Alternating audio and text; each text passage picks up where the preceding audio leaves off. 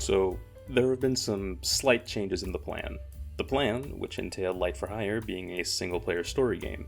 The plan that we had spent all of 2 days working on for the Pirate Software Game Jam to come up with. The plan that we never really bothered to reanalyze.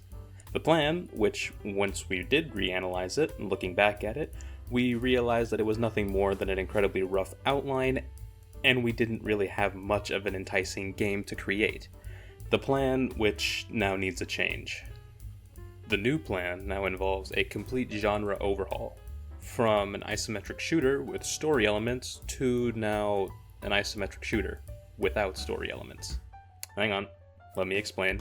In our previous version of Light for Hire, we wanted the ammo system to be the main constraint and for the player to pick cards that have varied effects.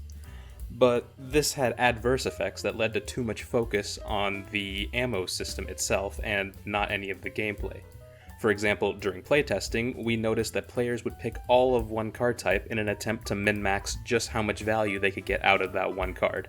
This sort of defeated the purpose of even having 3 cards in the first place, so we decided that a change needed to be made.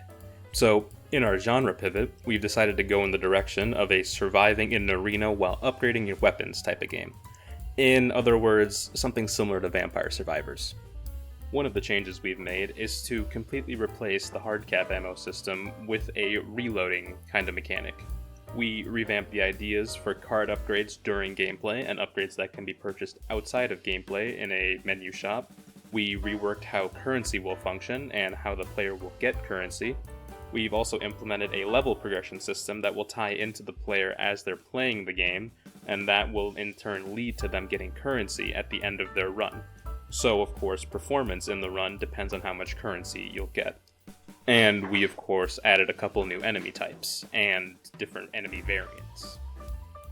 Now, the upside to all of these changes is that more time can be put into the icons and making the UI look nice, and making sure the interactions between the player and the enemies are actually fun.